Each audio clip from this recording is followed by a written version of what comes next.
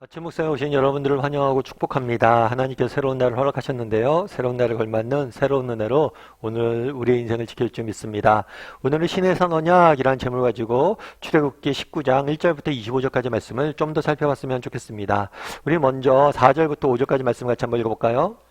내가 애굽 사람에게 어떻게 행하였음과 내가 어떻게 독수리 날개로 너희를 업어 내게로 인도하였음을 너희가 보았느니라.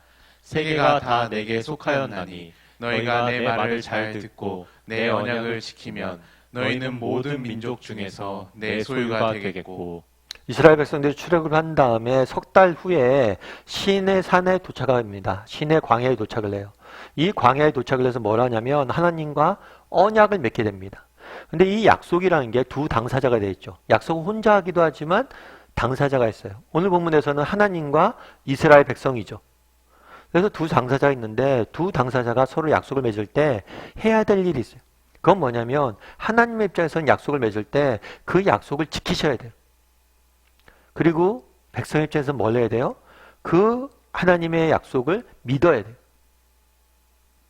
그리고 오늘 본문에 보면 뭐라고 되냐면 나랑 약속하자 라고 이야기하면서 뭐라면 너희가 내 말을 잘 듣고 내 언약을 지키면, 다르게 말하면 너희가 순종하면 너희에게 이런 축복을 주시겠다 라고 약속을 하십니다. 다르게 말하면 인간의 편에서 해야 될 일은 뭐냐면 하나님의 약속을 믿고 순종하는 것. 이 순종에 대해서 여러분 오늘 좀 이야기를 좀 나눠봤으면 좋겠어요. 여러분 어떠세요? 여러분들은 순종을 좀 잘하는 편이세요? 못하는 편이세요? 사실 순종을 잘 못하죠. 저도 그래요. 저도 하나님 말씀 알지만 참 순종하는 게 쉽지 않다라고 생각이 많이 듭니다. 그럼 우리가 어떻게 하면 순종할 수 있을까요? 오늘 본문에서 우리가 먼저 봐야 될 건 뭐냐면 이 순종의 동기, 순종의 동기. 오늘 보면 재밌는 게 뭐냐면 어저께도 살펴봤지만 하나님께서 이 약속을 하기 전에 뭘 하라고 그랬어요? 너희가 보았다. 너희가 기억하라는 거예요. 뭘 기억해요? 하나님이 우리를 어떻게 애굽에서 어떻게 구원하셨는지, 그리고 광야에서 어떻게 일어나셨는지. 다르게 말하면 하나님께서 이스라엘 백성들을 얼마나 사랑하시고 그 사랑으로 그들을 어떻게 인도하셨는지를 기억하라는 거예요. 그런 다음에 약속을 맺자고 그래요. 다르게 말하면 순종의 동기는 뭐예요? 사랑이에요, 사랑. 정말 하나님이 우리를 얼마나 사랑하셨는지를 깨닫고 정말 그 하나님을 우리가 사랑하게 될 때 뭐 하는 거예요? 우리가 순종하게 되는 거예요. 자녀들도 마찬가지죠. 자녀들이 부모 말을 듣습니다. 부모 말을 왜 들어요? 부모 말을 듣는 이유가 부모가 나를 얼마나 사랑하는지 알기 때문 아니에요? 부모가 나를 이렇게 사랑하시고 날 위해서 이렇게 나를 키우고 이렇게 해서 날 위해서 노력하는데 내가 부모 말을 들음으로 부모님을 기쁘게 해드려야지. 그 사랑.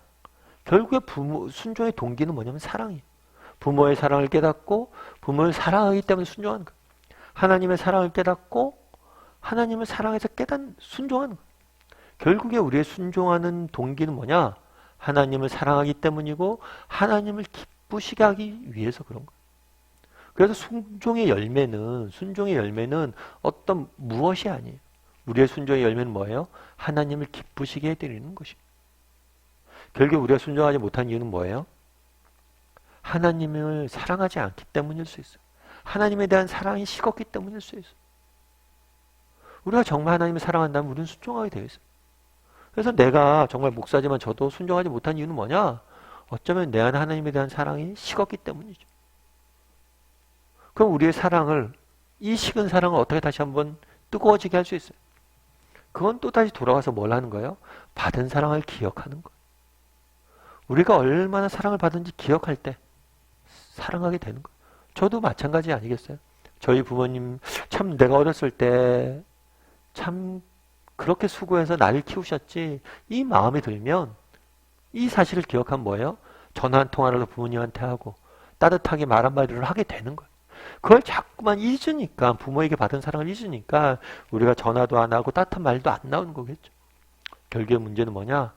받은 사랑을 우리가 잊는 거예요. 받은 사랑을 기억하고 정말 하나님을 사랑할 때 우리는 순종할 수 있어요. 또 한 가지 순종의 전제가 있어요.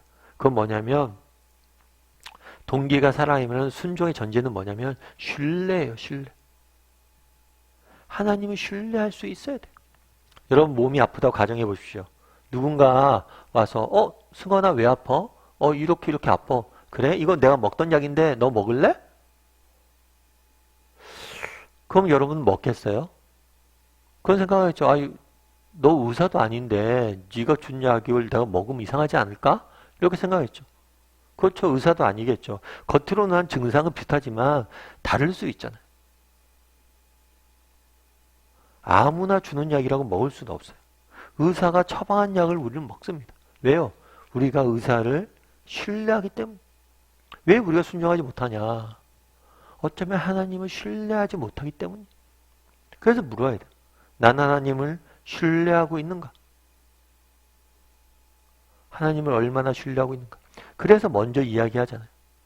하나님은 누구신가? 하나님은 약속을 지키시는 분이심을 보여준 다음에 뭐라는 거예요?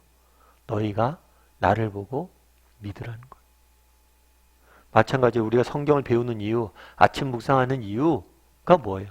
성경 속에서 정말 지난 과거의 역사 속에서 하나님께서 어떻게 행해 오셨는지를 봐야지 우리가 신뢰할 수 있잖아요. 또 다른 사람 삶 가운데, 다른 사람의 인생 가운데 하나님께서 어떻게 인도하시는지 볼 때, 우리 인생 가운데도 그렇게 할 수 있는구나 깨닫게 되는 거죠. 그래서 우리가 아침 묵상을 하는 거죠. 그래서 정말 순종의 동기는 뭐예요? 사랑이에요. 그리고 순종의 전제는 뭐예요? 신뢰. 우리가 왜 순종하지 못합니까? 어쩌면 하나님에 대한 사랑이 식었기 때문일 수 있어요. 왜 우리가 순종하지 못합니까? 하나님을 신뢰하지 못하기 때문. 하나님을 신뢰할 수 있어야 돼요. 여러분, 테레사 수녀님을 아시죠? 마더 테레사라고 웬만한 분은 다 아실 거예요. 많은 사람의 존경을 받는 10대 때 인도 캘커터에 가서 평생을 빈민들 돕는 사역을 했다. 그래서 많은 사람들이 존경을 했죠. 근데 왜 그렇다면 이 테레사 수녀님이 어떻게 이렇게 힘든 지역에 가서 젊은 날부터 어린 소녀가 가서 이렇게 사역을 할 수 있었을까요? 그랬을 때 이 테레사 수녀가 늘 하는 표현이 있었어요. 어떤 표현이 있었냐면 나는 하나님 손에 붙잡힌 몽땅 연필입니다. 나는 하나님 손에 붙잡힌 몽땅 연필입니다. 여러분 연필을 한번 생각해 보세요. 이 연필일까? 왜 연필이면 연필이라고 그랬을까? 라는 생각이 들더라고요. 하나님 손에 붙잡힌 몽땅 연필이다. 왜 몽땅 연필이라고 했을까? 연필은 재미있는 게 있어요. 특이한 게 있는 게 뭐냐면 연필은 20cm밖에 안 되잖아요. 그런데 연필을 통해서 뭐냐면 56km 약 50km의 줄을 쓸 수가 있대요. 다르게 말하면 약 45,000단어를 쓸 수가 있대요. 엄청난 글을 쓸 수가 있는 거예요. 다르게 말하면 잠재력이 무궁한 거예요. 연필은 잠재력이 무궁해요. 뿐만 아니라 연필은 뭐예요? 깎아야 돼요. 깎아야 돼요. 고통과 인내가 없이는 가치 있는 것을 얻을 수가 없어요. 또 연필은 뭐가 달려있어요? 지우개가 달려있죠. 지울 수가 있어요. 그게 하나님의 은혜죠. 우리는 실수합니다. 넘어집니다. 그런데 뭐예요? 그것들을 회복할 수 있는 거예요. 그런데 연필에 정말 중요한 게 있어요. 그건 뭐냐면 누구의 손에 붙잡혀 있느냐는 거예요. 왜 자신을 하나님 손에 붙잡혀 있는 연필에 비유했을까요? 자기는 정말 너무나 연약하고 부족하고 아무것도 할 수 없는 존재지만 하나님 손에 붙잡혔을 때 그분이 나를 통해서 많은 일들을 행하셨습니다. 라고 고백하는 거예요. 때로는 내 인생에 아픔과 연단과 인내가 있었지만 그 시간들은 마치 연필을 깎는 것처럼 저를 깎는 시간이었고 그 시간들을 통해서 저는 더 아름답게 쓰임받을 수 있었습니다. 라고 이야기하는 거예요. 뿐만 아니라 정말 때로는 내가 실수하고 넘어지고 정말 잘못된 길로 갈 때도 있지만 하나님이 내 인생에 은혜를 베푸셔서 그 모든 것들을 지우시고 새롭게 쓰게 하셨습니다. 라는 고백이 붙잡혀 있는 거예요. 중요한 건 뭐예요? 누구의 손에 잡혀 있느냐. 우리 인생도 마찬가지라는 거예요. 우리 인생도 누구의 손에 잡혀 있냐에 따라 달라지는 거예요. 정말 우리가 정말 하나님 손에 잡혔을 때 우리의 인생은 정말 아름답게 쓰임받을 수 있어요. 신뢰해야 됩니다. 하나님의 신뢰하고 그분의 손에 맡기고 그분에 붙잡혀 있는 게 중요해요. 그리고 그분의 말씀을 따라 순종하며 살아갈 때 하나님께서 우리를 통해서 놀라운 일들을 이루실 거예요.